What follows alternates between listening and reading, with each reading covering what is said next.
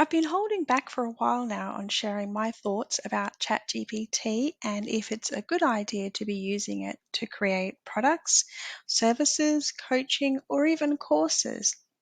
And the reason why I've been very cautious to share is because I wanted to see what would come out in the market, and secondly, get a bit of a feeling of people's response to it. Now, ChatGPT is a really powerful tool. Think of it as a second brain to yourself. ChatGPT has the ability to create content ideas, text, and information to help you solve a problem or actually just get that creative side of your brain working. Now, with anything, you put good content into ChatGPT, it gives you good content back. So just imagine you're sitting in a room and you're speaking to a digital version of yourself in the future. And that person you're speaking to has hundreds of years of knowledge, wisdom, and experience. You can ask them any question and they'll have an answer for you. But how you ask that question is really important. And that's why I think ChatGPT can help you in creating digital products for your business to create passive income. Think about a rabbit warren. A rabbit warren starts at the surface of the ground and it eventually goes in the soil and goes around and around in different directions. That's the same type of thought process you need to think with ChatGPT. If you ask ChatGPT, what color socks should I wear today? It will give you a black and white binary response. However, if you ask ChatGPT in a different way, you'll get a much better response. So if you ask me that question, I might say, well, what are you doing today? Are you playing sport? Are you working in the yard? Are you going to work? Are you in an office? Are you at home? Are you traveling or on holidays? As you can see, there's tons of variables about what type of socks you should wear today. And that's the same with ChatGPT. The best way to get the results out of ChatGPT is to provide some context and some concepts and perhaps even share some of your goals that you want to get out of it. The first time you enter data into ChatGPT, every time you enter, it's called a prompt, and then ChatGPT gives you a response. Think of it as you need 5 prompts to potentially get the right response you want. So if you and I are going to write a prompt for ChatGPT, we would need to think of it like a storyboard. We want to give ChatGPT some framework to work within. So let's continue with the socks idea.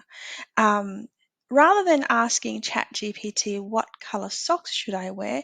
Why don't we ask them, um, what type of socks and what color socks should I wear if I was going on holidays? So I might frame this question a bit differently. I might say, hi, ChatGPT, I'm going on holidays to Greece. The current temperature is 30 degrees.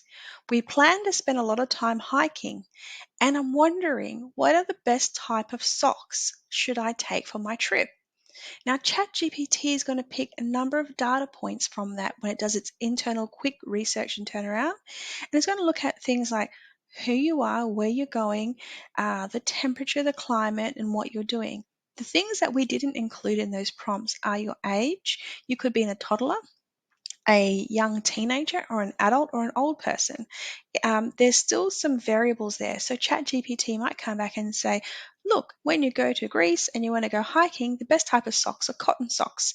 And then you realize that, hang on, I should get some more information. So then you go back to ChatGPT and go, thank you very much. I'm actually a 10-year-old kid and I'm traveling with my parents. I only have a small bag. What are the 5 types of things I should pack, including my socks? And then you can ask another question. So think of it as a layer. You go deeper and deeper into ChatGPT and you start to formulate a sort of like a environment, like a bubble of questions that you can ask. The other approach that I've used that I absolutely love, and I will put it into a small course if you'd be interested in buying it, is actually asking a certain type of question from ChatGPT. Um, and then they will give me questions back. When I give my answers, it will formulate a very excellent answer, a very smart, intelligent, artificial intelligence approach to an answer that I may have not thought of before. So what does this have to do with making digital products? If you are sitting on your chair and you're wondering what kind of product should I make, and who should I make it for, and what would be most helpful, you can actually start to do some of your research. Have a bit of a game with ChatGPT and ask them some questions. You could ask them direct questions like, what's trending now? What would be the best way to use um, to create a printable digital document that I can sell? You can ask lots of different questions. But I'm going to add a link below to that more in-depth information around how to use ChatGPT. I hope that you try it. This information that I'm going to share with you is something that I've been working on for 2 years, and I've been able to simplify it into a very tight framework that you can apply to any industry or any niche, any digital product that you want to sell to create to make money. So in conjunction with the Thrivecart School course, this is AI ChatGPT course that I have. It'll take you maybe an hour to do.